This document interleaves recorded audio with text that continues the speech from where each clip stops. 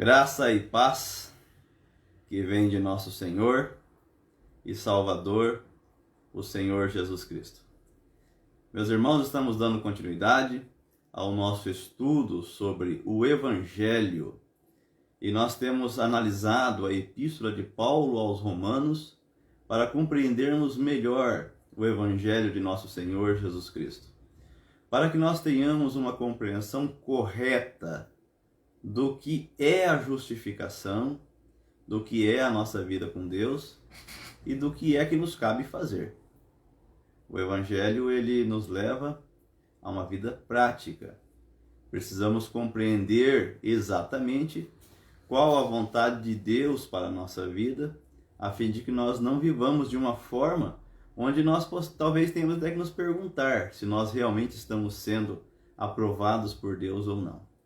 Então esse é o nosso objetivo, analisar a palavra de Deus, a vontade de Deus para a nossa vida, para então termos uma compreensão melhor acerca da obra de Deus e daquilo que é a nossa parte dentro do reino de Deus. No nosso último estudo, nós concluímos o capítulo número 3. Hoje nós vamos dar início ao capítulo 4 de Romanos. Porém, antes de nós darmos início, uma revisão se faz necessária. Nós vimos no capítulo 3, principalmente o versículo 24, sobre a justificação e a redenção pela graça.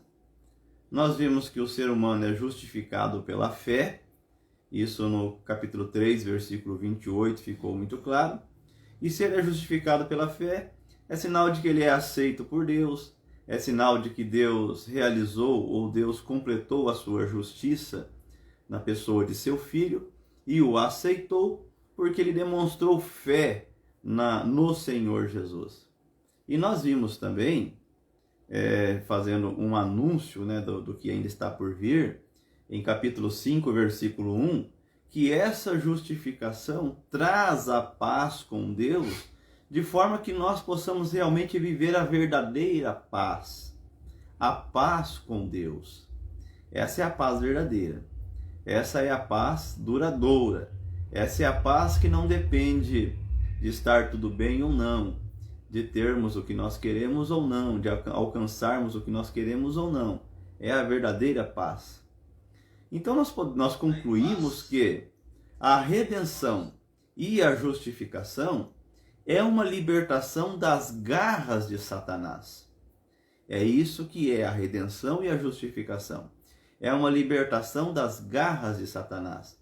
Para nós entendermos, tudo começa em Adão, que vivia uma vida plena de comunhão com Deus e acabou fazendo o quê? Acabou trocando a sua relação com Deus, abandonou, fugiu dele e acabou então caminhando nas suas próprias obras, caminhando na sua própria vontade. Aquilo que Satanás havia dito para Eva e que ele compreendeu muito bem também, que eles abririam os olhos e seriam como Deus, conhecedores do bem e do mal, não fez nada bem a ele esse conhecimento, só fez mal. E toda a humanidade caminhou nesse caminho. Qual caminho? Um caminho em que andou longe de Deus. Perdeu o foco, perdeu o centro, perdeu o rumo e, consequentemente, perdeu a felicidade. Porque a felicidade estava no jardim. A felicidade estava na companhia, na presença de Deus. Ao fugir do relacionamento, fugiu também da verdadeira felicidade, não encontrando mais a verdadeira felicidade. E aí nós vemos que eles tiveram problema com seus filhos, nós vemos tantos problemas que eles tiveram, né? Pois bem, Deus buscou a Adão. Nós não temos muitos registros na Bíblia, mas nós vemos claramente Deus fazendo um sacrifício de um animal para cobrir o Adão de pecado, tipificando o sacrifício que o Senhor Jesus faria por nós. Então nós vemos Deus buscando Adão para reconciliar-se com ele. Assim como Deus nos buscou para reconciliar-nos também através de seu Filho Jesus Cristo. Então o que Deus está fazendo é nos buscando, certo? Nos tirando das garras de Satanás, que é para onde nós vamos quando nós estamos longe de Deus, essa proposta, esse mundo imaginário, esse monte de ilusão que Satanás coloca para as pessoas viverem longe de Deus, nada mais é do que as suas garras. Ele está tomando a propriedade que é de Deus para si, e ele não faz o ser humano feliz. Antes, ele o torna muito infeliz. E Deus, através da redenção e justificação, nos busca, nos traz para si, onde nós concluímos sem erro que isso é uma libertação das garras de Satanás. Isto foi o que nós nós estudamos até o final do capítulo 3. Mas uma pergunta mais incisiva é necessário agora para nós realmente percebermos se essa tem sido a nossa realidade ou não. Por exemplo, uma vida presa no passado, devido aos traumas, frustrações, decepções, às vezes faz com que nada satisfaça tal pessoa, que pode até ter tudo, mas continua vivendo como se não tivesse nada. O que é uma vida presa no passado? Pare e pense. Imagine uma pessoa que tenha, vamos colocar uma idade aqui como referência, uma pessoa que tenha 60 anos de idade. Acho que é uma idade boa para nós refletirmos isso. Imagine que essa pessoa tenha sido abandonada por seus pais ou por um dos seus pais. Imagine que essa pessoa tenha sofrido abuso sexual quando era criança. Imagine que essa pessoa tenha vivido em um lar com dificuldades financeiras muito grandes. Um pai que de repente gastava todo o seu dinheiro no bar, era uma excelente pessoa para com todos, menos com ele. Enfim, tantos problemas semelhantes a esse. Essa pessoa cresceu cheio de traumas, correto? Geralmente as pessoas crescem cheias de traumas. Porém, no meio do caminho, ela conhece Jesus Cristo. Ela se converte, ela passa a ir para a igreja. Como deveria estar esses traumas que ela cresceu até conhecer Jesus Cristo? Não deveria ter sido resolvido? Se a redenção e a justificação é uma libertação das garras de Satanás, não é um pacote completo? Não é tirar de dentro de nós tudo aquilo que Satanás acabou colocando? Não inclui os traumas, as frustrações, as decepções? Não inclui tudo isso? Não inclui sarar? Não tem que ser como um remédio? Por exemplo, você está com dor de cabeça, você toma um remédio específico para a dor de cabeça, a dor de cabeça vai embora, correto? Você está com uma dor muscular, você toma um relaxante muscular, a dor vai embora. Os remédios têm uma eficácia sobre a causa. Mas e as dores na alma? E os traumas, as frustrações, as decepções? Isso não tem remédio que tire. Se uma pessoa vai a um psiquiatra, um psicólogo nem recomenda remédio, né? Psiquiatra recomenda, esses remédios eles não vão tratar o problema. Eles vão tratar somente os sintomas. Por exemplo, tantos traumas que acaba fazendo a pessoa viver uma vida depressiva. Os antidepressivos vão tratar os traumas? Não. Eles vão tratar os sintomas que o trauma está causando. Às vezes a pessoa não consegue dormir, às vezes a pessoa não consegue nem respirar direito. Então os antidepressivos vão auxiliar ali. Mas o que realmente consegue entrar lá no fundo e tratar o problema? Ora, se Jesus Cristo e a sua palavra, se a sua redenção e a sua justificação não tratarem isso, o que mais vai tratar? Então nós precisamos realmente perguntar se a redenção e a justificação nos mudou por completo, se nos tratou por completo, ou se nós continuamos vivendo no passado.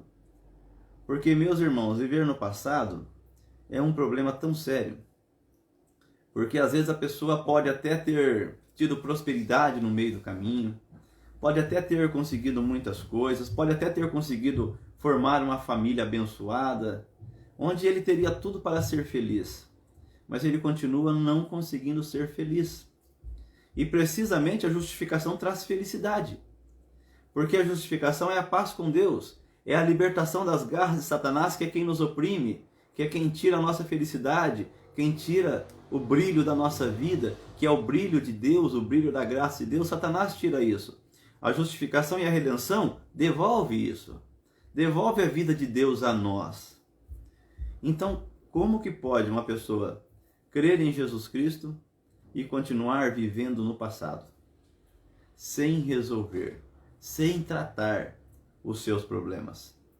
A pessoa não é feliz e não permite quem está próximo dele ser feliz. Então a pergunta que nós precisamos fazer é: que libertação é essa? Eu acrescento mais uma reflexão para esse domingo. Nós estamos ao vivo na nossa escola bíblica. Esse estudo posteriormente estará no YouTube. Você está me assistindo ao vivo agora, talvez você já esteja me assistindo pelo YouTube, depois que eu postei esse estudo. Então, essa reflexão ela é importante. Que libertação é essa? Nós tivemos essa libertação?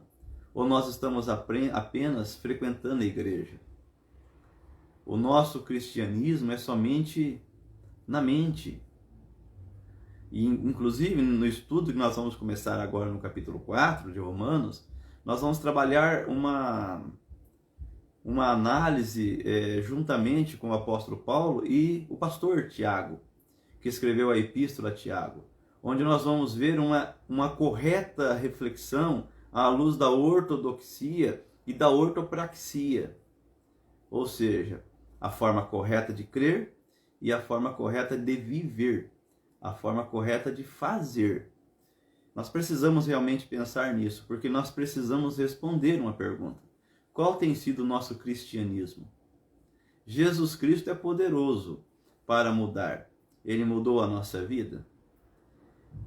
Realmente Ele entrou no nosso coração e nos fez jogar para fora. Ele tirou de nós tudo aquilo que de alguma forma Satanás colocou dentro de nós. Tudo aquilo que faz parte da nossa história, que faz parte da nossa formação, do seio da nossa família, da sociedade, dos amigos, que nos causaram traumas que não nos permite ser feliz. Nós permitimos que Jesus Cristo tenha colocado para fora? Ou essa redenção e essa justificação, essa redenção que é a compra de nós para Ele, e essa justificação que é a paz com Ele, para nos dar a felicidade, isso não aconteceu na nossa vida. Nós precisamos responder essa pergunta. Senão nós vamos ficar caminhando nesse estudo, e aí o que vai acontecer? Nós não vamos viver uma vida prática. Quando eu ensino teologia para os meus alunos no seminário, eu procuro deixar mais reflexões e desafios para eles do que propriamente dar conteúdo. Eu deixo muitos desafios. É o meu método de ensinar, deixar desafios. Eu peço para eles anotando à medida que os desafios vão surgindo, anotando, para que depois que eles se formem, eles comecem a ler, reler e viver esses desafios. Eles precisam responder esses desafios no dia a dia, na sua vida, no seu ministério. Então, eu quero que com esse estudo da Epístola de Romanos, o Evangelho em Romanos, eu quero que você também tenha desafios. E o desafio agora é esse. E, aliás, faça exatamente como eu peço para os meus alunos fazerem. Anote os desafios. Pega um caderninho, ou bloco de anotações, ou que seja uma forma correta, uma forma mais digital, né? Enfim, cada um tem aí a sua forma hoje de fazer anotações, mas vai anotando os desafios. Anote os desafios, para que você possa então depois se relembrar, que esse estudo possa continuar acontecendo mesmo quando ele acabar. Porque quando nós acabarmos esse estudo, nós vamos para outro livro da Bíblia. Mas a nossa vida não pode ser eternamente conhecimento. O estudo bíblico precisa operar mudança. Se ele não opera mudança, se Jesus não opera mudança na nossa vida, alguma coisa está errada. Aí a Adriana escreve assim: muitas apostilas também. É só para quem tem e lê, né, Adriana? É só para quem tem e lê. Vamos lá então, vamos continuar o nosso estudo. Primeira coisa, nós precisamos entender o capítulo 4 de Romanos. Nós precisamos entender que ele é uma preparação para o capítulo 5, especificamente para o início dele, que é o versículo 1, que vem falar de uma paz, que vem falar de uma felicidade, exatamente o que eu estava falando até agora. Só que nós não podemos esquecer também de que o apóstolo Paulo, ele no capítulo 1, capítulo 2 e capítulo 3, o que foi que ele fez? Ele falou acerca da humanidade e o quanto todos são pecadores. Agora, ele vai tentar ser um pouquinho mais incisivo no capítulo 4, na época em que ele escreveu, qual era o pensamento dos judeus. O pensamento deles era: eu tenho a lei, eu tenho a circuncisão, eu sou filho de Abraão, então eu tenho que ser aceito por Deus porque eu tenho tudo isso. Então ele vai tentar trabalhar, mostrar que não adianta eles quererem se apoiar nas obras deles. Que o que eles fazem não pode ser uma moeda de troca. Que Deus aceitou Abraão pela fé de Abraão e não pelo que Abraão fez. O apóstolo Paulo vai trabalhar isso no capítulo 4 para preparar para o capítulo 5. Ou seja, ele vai mostrar a verdadeira, a correta ortodoxia. Só que aí, o que acontece? Quando o apóstolo Paulo vai trabalhar esse princípio de que pelas obras Deus não nos aceita, inevitavelmente algumas pessoas, então, muitos cristãos, muitos, não são um ou dois, são muitos cristãos, incentivados pela sua denominação, começaram a ensinar de que as obras não são necessárias. E aí então vem Tiago e trabalha as obras de tal maneira que parece até haver uma contradição entre Paulo e Tiago. Então, Tiago vai trazer para nós a correta ortopraxia.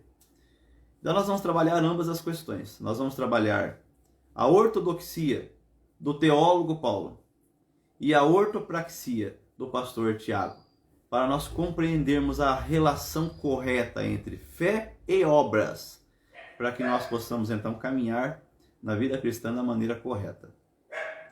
Agora vamos entender a entrada do apóstolo Paulo no capítulo 4 de Romanos. Após a entrada do pecado no mundo, uma das marcas de Adão foi tentar resolver seus problemas da sua própria maneira. Se você tem acompanhado esse estudo, isso não é novidade para você. A tentativa de ser aprovado por Deus fazendo obras é exatamente o que o apóstolo Paulo contesta aqui no capítulo 4. Veja, por exemplo, Gênesis 3, 9 a 10. E chamou o Senhor Deus a Adão e disse-lhe: onde estás?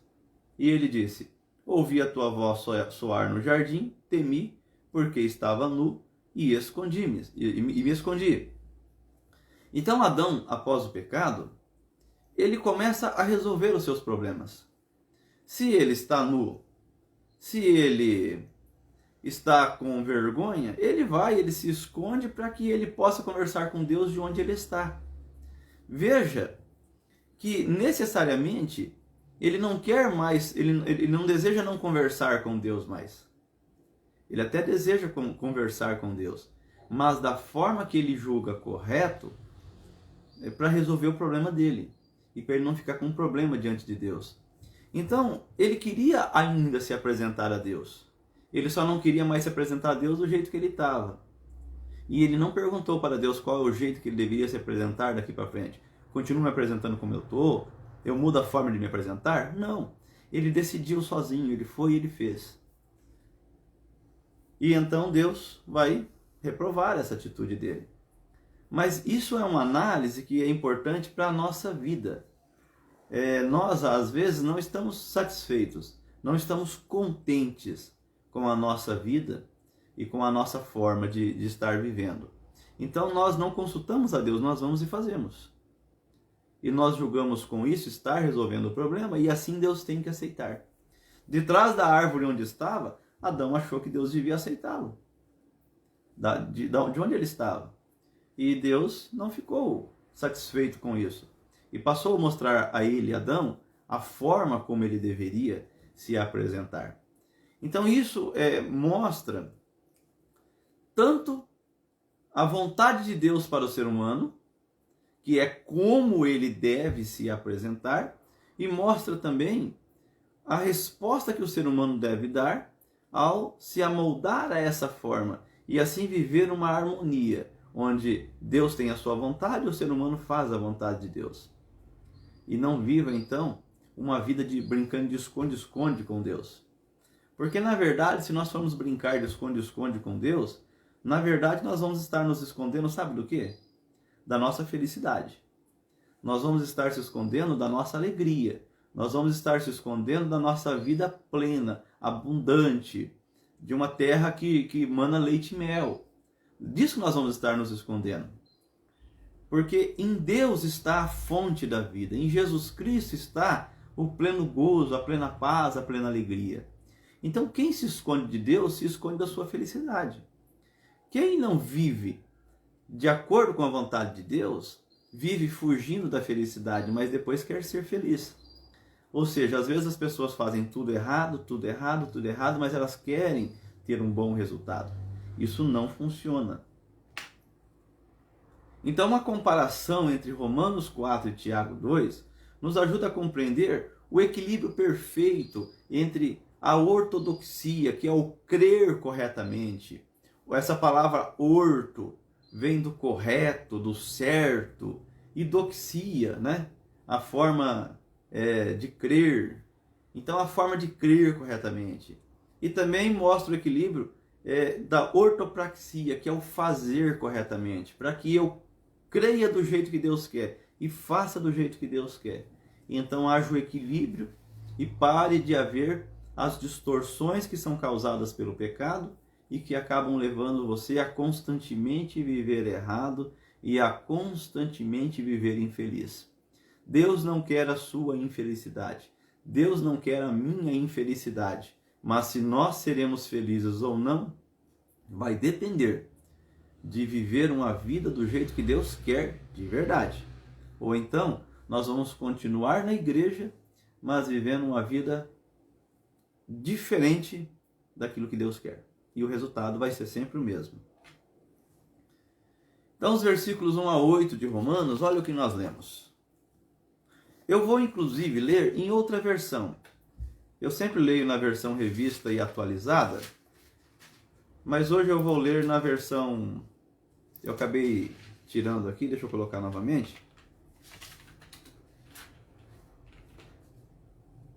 Que é a versão, a nova tradução na linguagem de hoje.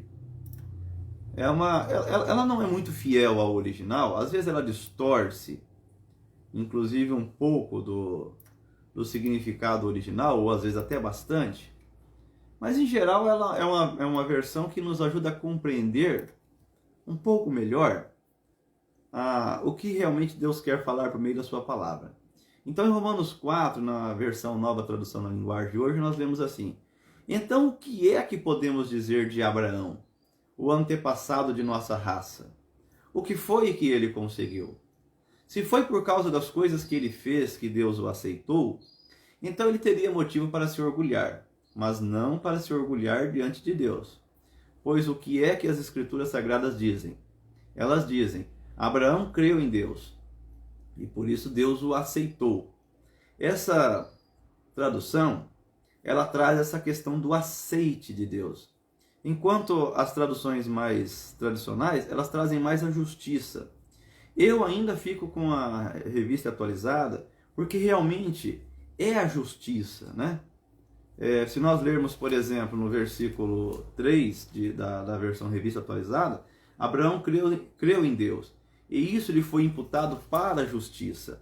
Realmente, a tradução mais fiel é a da revista atualizada, porque nós já aprendemos sobre a justiça de Deus, que é a forma de Deus aceitar o pecador depois que ele cometeu o pecado, mas jamais vai aceitá-lo por meio dele satisfazer as exigências de Deus, porque ninguém satisfez as exigências de Deus a não ser o Senhor Jesus Cristo. Então, quando nós cremos em Jesus, o sacrifício dele, logo a fé nele, é que é acreditada como justiça para nós, exatamente como a fé de Abraão, e não as obras de Abraão, foram acreditadas como justiça para Abraão, e é isso que o apóstolo Paulo trata. Mas mesmo assim, a versão, nova tradução na linguagem de hoje, nos ajuda a compreender, porque elas dizem, Abraão creu em Deus, por isso Deus o aceitou. Porque no final das contas é um aceite de Deus. Mas é um aceite por causa de Jesus Cristo. Por causa da fé demonstrada nele, o Senhor Jesus Cristo. Deus só vai aceitar o pecador se ele vier pelo caminho. O único caminho que traz a ele, que é o Senhor Jesus Cristo. O salário que o trabalhador recebe não é um presente, mas é o pagamento a que ele tem direito por causa do trabalho que fez. Porém, a pessoa que não põe a sua esperança nas coisas que faz, mas simplesmente crê em Deus, é a fé dessa pessoa que faz com que ela seja aceita por Deus. E Deus que trata o culpado como se ele fosse, o Deus que trata o culpado como se ele fosse inocente. E foi isso que Davi queria dizer quando falou da felicidade daqueles que Deus aceita, sem levar em conta o que eles fazem. Davi disse: felizes aqueles cujas maldades Deus perdoa e cujos pecados ele apaga. Feliz aquele que o Senhor não acusa de cometer pecado. Eu vou ler o versículo 9. Será que essa felicidade de que Davi falou existe somente para os que são circuncidados? É claro que não. Ela existe também para os que não são circuncidados, pois já citamos as Escrituras Sagradas que dizem: Abraão creu em Deus e por isso Deus o aceitou. Então vejam bem, no final das contas a felicidade está presente, porque aquele que foi aceito por Deus, ele precisa ser feliz. Porque quando a justiça é satisfeita ao crer no Senhor Jesus, a felicidade deve aparecer. Não pode ser possível alguém que creia em Jesus Cristo e não seja feliz.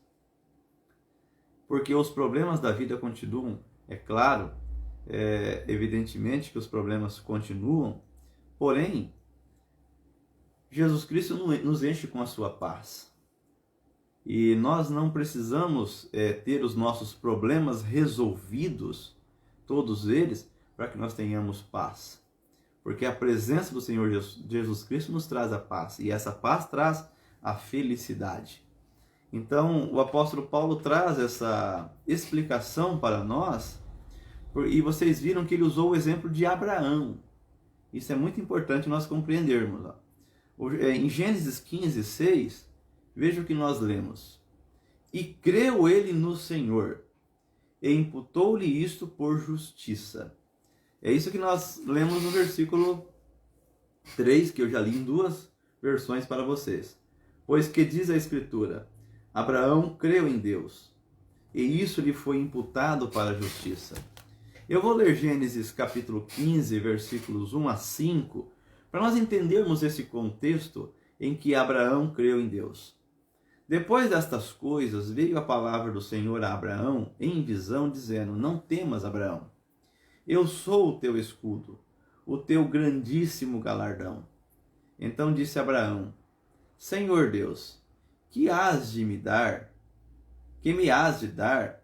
Pois ando sem filhos, e o mordomo da minha casa é o Damasceno Eliezer.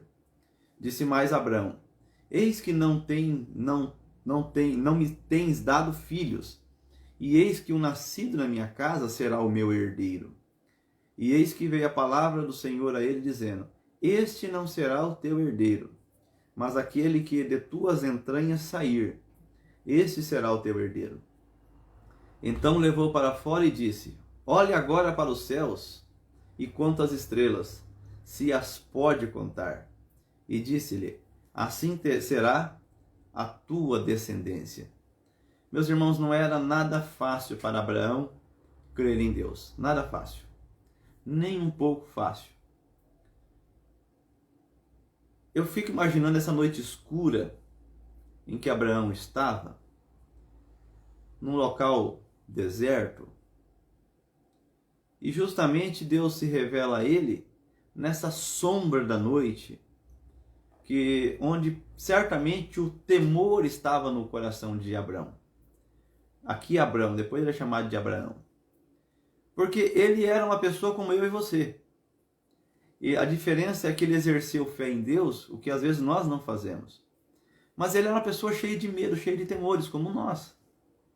Deus manda ele sair da sua terra, do meio da sua família, ir para uma terra que Deus iria mostrar, faz promessas para ele, inclusive ele teria uma descendência, e por onde quer que ele vá, durante 25 anos, Deus não cumpre essa promessa na vida dele. E ele continua caminhando e crendo que o Deus que apareceu a ele, que se revelou a ele, iria cumprir essas promessas que um dia fez a ele. Isso no século 21 nessa geração imediatista que nós vivemos, é terrível. Eu fico pensando em eu e você caminharmos 25 anos esperando Deus cumprir uma promessa que fez. A maioria de nós desistiria no meio do caminho. Talvez até eu desistiria no meio do caminho. Porque nenhum de nós pode responder com precisão se nós continuaríamos fiéis por tanto tempo. Já que geralmente nós queremos os nossos problemas resolvidos ontem, não é nem hoje. Nós vivemos em uma geração que foi ensinada a pedir para Deus o que quiser e a dar dízimos e a dar ofertas que Deus vai cumprir. Nós vivemos em uma geração que é ensinada a mandar em Deus, a determinar o que quer que seja feito. E por causa dessa fé, Deus tem que responder. Essa é a geração em que nós vivemos. E Abraão viveu numa geração em que ele era chamado para formar uma geração. Deus tira ele da casa dele, dos costumes dele, aqueles costumes anti-Deus, e o leva para que ele constitua uma nação que creia em Deus e nas promessas de Deus, e que ame a Deus e que espere Deus fazer aquilo que ele quer fazer. Deus chama Abraão para viver um relacionamento com um Deus soberano, um Deus que sabe o que é melhor. Deus chama Abraão para formar uma nação que crê em um Deus que é o Pai, o verdadeiro Pai, o Pai que nenhum pai aqui da terra é igual e que sabe o que é melhor para o seu filho. Então, se nós formos pensar junto com Abraão, lá quando ele tinha 75 anos de idade, o que era melhor? Melhor é Deus fazer logo o que prometeu. Afinal de contas, a minha esposa não pode ter filho, já passou da idade de ter filho, ela já tinha por volta de 75 anos de idade. Talvez ela tivesse um pouco menos, porque ela tinha menos que a idade dele. Então, talvez na cabeça de Abraão, melhor era Deus cumprir a promessa 9 meses depois de tê-la feito. Deus prometeu, quando ele tinha 75 anos, que ele seria pai e que ele teria um herdeiro. Então, era melhor que quando ele tivesse 76 anos, Deus cumprisse essa promessa. Mas Deus não fez assim. O que Deus queria era aperfeiçoar a fé dele, para que nós realmente andássemos como ele andou, para que nós principalmente viéssemos a crer no Senhor Jesus Cristo, como ele creu na revelação do próprio Senhor Jesus Cristo na pessoa de Deus. Porque quando o Pai se revela, o Filho se revela. Então Abraão, o que ele fez foi crer no Filho. Se ele creu no Pai, ele creu no Filho. Se ele creu no Filho, ele creu no Pai. Então melhor seria que ele formasse realmente, ele fosse pai de uma nação que respeita a Deus, que honra a Deus, que sabe esperar o tempo de Deus para ser verdadeiramente feliz. Deus queria que ele vivesse de uma forma em que ele mostra a sua confiança esperando Deus fazer e não exigindo que Deus faça agora, logo, já. E com isso Deus o fez esperar 25 anos, meus irmãos. E quando Deus cumpriu, eles colocaram o nome em seu filho de Isaac, que significa risada. Deus deu motivos para ele ser feliz. Olha, a luta foi grande, a angústia foi grande, ele teve que esperar bastante, mas nós temos um ditado que nós aprendemos assim, que quando a luta é muito grande, a vitória tem um sabor muito maior, não é verdade? Então agora eu vou para o fim da vida de Abraão, fim não, né? Ele viveu até 175 anos. Eu vou para os 100 anos de idade dele e vou pensar daqui para trás. Poxa vida, eu esperei 25 anos. Foram tantas lutas, tantas dificuldades, tantos momentos em que eu quase desisti, tantos momentos em que eu duvidei, mas Deus cumpriu a sua promessa. E agora está aqui o meu filho, novo, nasceu. Quanta alegria eu vou ter daqui para frente, porque um filho traz muita alegria. Quanta alegria eu vou ter daqui para frente. E aí começa então Abraão a viver uma vida onde vale a pena crer em Deus e esperar em Deus. E ele teve 75 anos para ele provar do quanto foi bom aguardar em Deus. Se por um lado ele aguardou 25 anos o cumprimento da promessa, por outro ele teve mais 75. Deus foi bom com ele, deu vida longa para ele. Talvez até como um presente para ele, para mostrar que vale a pena aguardar e esperar em Deus. Então, às vezes, nós não agimos assim. Nós queremos que Deus faça do nosso jeito, no nosso tempo, na nossa hora, e não aguardamos com fé e paciência para vivermos com alegria depois quando Deus fizer. Isso realmente é um desafio muito grande para nós. E é por isso que a Bíblia diz que ele creu no Senhor e imputou-lhe isso por justiça. Porque no momento de desespero, no momento de angústia, quando ele já estava ciente de que não seria do filho dele que ele teria herdeiro, é de alguém que estava na casa dele, é justamente quando nós ficamos raciocinando. Afinal de contas, está demorando. Eu achei que Deus tinha falado de um jeito. Eu acho que foi de outro jeito. Só quando nós passamos por problemas é que nós entendemos Abraão. Porque quando você realmente não consegue entender o que Deus está fazendo, você tem duas opções: descansar e esperar para Deus mostrar, ou então ficar encontrando uma justificativa. E essa segunda opção é tão perigosa, porque Abraão aqui já tinha desistido. Ele disse para Deus que Deus não deu filho, que nasceu um herdeiro na casa dele, devia ser esse mesmo. Afinal de contas, a mulher dele não podia ter filho mais. Ele já estava beirando 100 anos de idade, ela também. Como que ela ia ter filho? Ele entendeu errado. Deus deixou ele falar. Quando ele terminou de falar, veio a palavra do Senhor e disse: ó, faz o seguinte, esse não vai ser o seu herdeiro não. Mas sai aí da tenda que você está, vai para fora e dá uma olhadinha para as estrelas. Se você puder, conte elas. Saiba que a sua descendência será como elas. E se você puder também, conta os grãos de areia que estão na praia. Se você puder, você terá o número do quanto serão os teus descendentes. E ele, ouvindo Deus confirmar o que já tinha dito lá atrás, que ele achou que tinha entendido errado, mas ele não entendeu errado, ele agora tira de dentro de si a sua frustração e ele crê em Deus. Ele não fazia ideia do como é que Deus ia cumprir, do como é que Deus ia fazer, mas era Deus mesmo quem ia fazer, não ele. Ele acredita em Deus. Ele confia em Deus.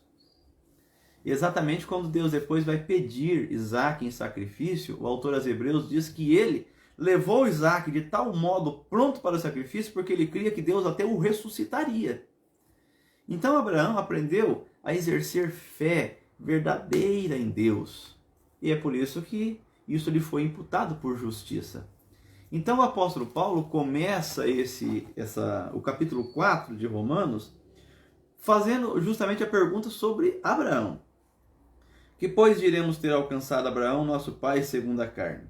Porque se Abraão foi justificado por obras, se ele foi aceito por obras, se Deus fez essa declaração a ele devido às obras, devido ao que ele fez, Abraão teria de se gloriar, porém não diante de Deus. Pois o que diz as Escrituras? Abraão creu em Deus, e isso lhe foi imputado para a justiça. Então a primeira coisa que o apóstolo Paulo diz aqui é: Abraão foi declarado justo por Deus, não por causa do que ele fez, mas por causa da sua fé em Deus. Bem, logo depois, o apóstolo Paulo cita também Davi. E a citação que ele faz de Davi está no Salmos 32, 1 a 5. O Salmos 32, 1 a 5 nós lemos assim: Bem-aventurado ou feliz aquele cuja transgressão é perdoada e cujo pecado é coberto. Bem-aventurado o homem a quem o Senhor não imputa maldade ou pecado e em cujo espírito não há engano. Quando eu guardei silêncio, envelheceram os meus ossos pelo meu bramido em todo o dia, porque de dia e de noite a tua mão pesava sobre mim. O meu humor se tornou em sequidão de estio. Confessei-te o meu pecado e a minha maldade não encobri. Dizia eu: confessarei ao Senhor as minhas transgressões, e tu me perdoastes a maldade do meu pecado. Por isso, todo aquele que é santo orará a ti, a tempo de te poder achar, até no transbordar de muitas águas, estas não lhe chegarão. Então, o que Davi está dizendo? Davi está dizendo que feliz é o homem a quem o Senhor não imputa pecado. Feliz é o homem a quem o Senhor perdoa. Porque quando ele pecou, o terrível pecado que ele cometeu com a esposa de Urias, Batseba, quando ele não confessou isso a Deus, ele sentiu os seus ossos se apodrecerem dentro de si. E quando ele confessou o pecado, Deus restaurou a alegria da salvação dele. Deus mostrou que o Espírito Santo ainda estava nele, apesar de ele ter pecado. Então, o apóstolo Paulo trata primeiro a Abraão, agora ele trata sobre Davi. Eu vou ler novamente a partir do versículo 4. Ora, ao que trabalha, o salário não é considerado como favor, e sim como dívida. Mas ao que não trabalha, porém crê naquele que justifica o ímpio, a sua fé lhe é atribuída como justiça. É assim também que Davi declara ser bem-aventurado ou feliz o homem a quem Deus atribui justiça, independentemente de obras. Olha o que o apóstolo Paulo está dizendo. Deus justificou a Davi, tornou a Davi justo, cobriu o pecado de Davi, restaurou a alegria e a felicidade de Davi, mas não pelo que Davi fez, mas pela fé que Davi demonstrou. Bem-aventurados ou os felizes, aqueles cujas iniquidades são perdoadas e cujos pecados são cobertos. Bem-aventurado o homem a quem o Senhor jamais imputará pecado. E o finalzinho do versículo 6, independente de obras. Então aqui o que o apóstolo Paulo está dizendo de uma forma bem clara, bem assim direta, não são as nossas obras, mas é a nossa fé. Ou seja, ninguém tem direito de achar que Deus lhe deve algo por causa daquilo que ele faz. Ou seja, o que ele está dizendo?